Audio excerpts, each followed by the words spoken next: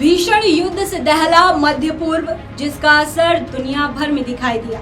Iran, Israel, America टकराव के बाद नए समझौते की ओर कदम बढ़ रहे हैं, लेकिन आगे क्या होगा इस पर अभी भी सस्पेंस बरकरार है, क्योंकि युद्ध रोकने को लेकर कई दौर की बातचीत हो चुकी है, लेकिन नतीजा अभी तक कुछ नहीं निकला। अब सभी के जहन में यही सवाल बार बार उठ रहा है कि आखिर युद्ध कब खत्म होगा, कब थमेगा। नमस्कार, मैं हूं आपके साथ इंदिरा यादव। मिसाइलों की गूंज, ड्रोन के हमले, तेल संकट और महाशक्तियों का दखल, ईरान, इजराइल और अमेरिका के बीच छिड़े संघर्ष ने पूरी दुनिया को हिला दिया। अब युद्ध के बाद कूटनीति की नई बिसात बिछ रही, लेकिन तनाव अभी पूरी तरह खत्म नहीं हुआ है। मध्य पूर्व में पिछले कई महीनों से जारी ईरान, इजराइल और अमेरिका के बीच तनाव ने वैश्विक राजनीति, अर्थव्यवस्था और सुरक्षा व्यवस्था पर गहरा असर डाला है। हाल ही के दिनों में स्थिति उस वक्त और भी ज्यादा गंभीर हो गई जब अमेरिका और इजराइल ने ईरान से जुड़े कई रणनीतिक ठिकानों पर परमाणु कार्यक्रम से संबंधित स्थानों को निशाना बनाया। जवाब में ईरान ने मिसाइलों और ड्रोन के जरिए जवाबी कार्रवाई की, जिससे पूरे क्षेत्र में युद्ध जैसे हालात बन गए। संघर्ष के दौरान फारस की खाड़ी और हॉर्मुज जलडमरू मध्य दुनिया की सबसे बड़ी चिंता बन गए। ये समुद्री मार्ग वैश्विक तेल आपूर्ति का प्रमुख रास्ता माना जाता है। क्षेत्र में बढ़ते तनाव के कारण अंतर्राष्ट्रीय बाजार में तेल की कीमतों में उछाल देखा गया और कई देशों ने अपने नागरिकों के लिए एडवाइजरी जारी की। जून 2026 के दौरान हालात तब और बिगड़े जब अमेरिका ने दावा किया कि ईरान ने क्षेत्रीय समुद्री गतिविधियों को प्रभावित करने के लिए ड्रोन भेजे थे। इसके बाद अमेरिकी सेना ने ईरान की कुछ निगरानी और रडार ठिकानों पर कार्रवाई की।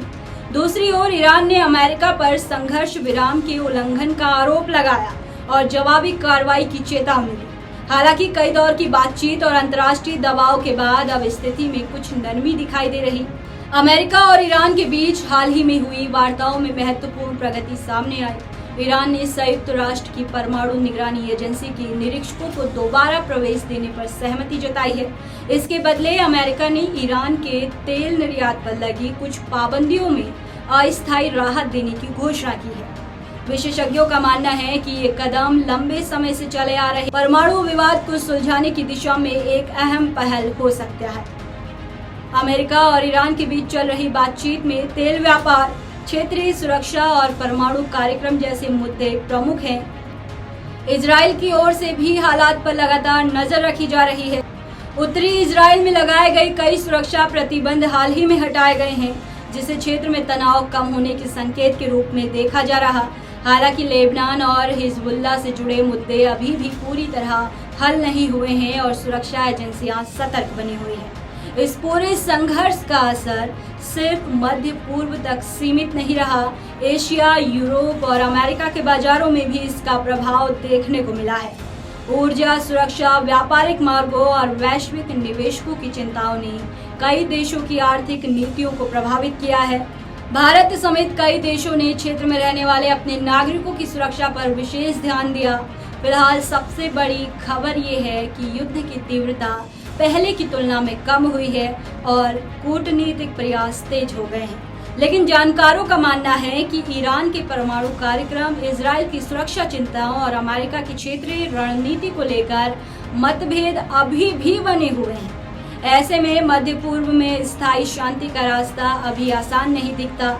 दुनिया की निगाहें अब अमेरिका ईरान वार्ता के अगले दौर पर टिकी हुई हैं। अगर बातचीत सफल रहती है तो क्षेत्र में लंबे समय से जारी अस्थिरता कम हो सकती है, लेकिन अगर वार्ता विफल होती है तो एक बार फिर तनाव बढ़ने की आशंका से इनकार नहीं किया जा सकता। लेकिन आपकी इस पर क्या राय है, हमें कमेंट में जरूर बताएं।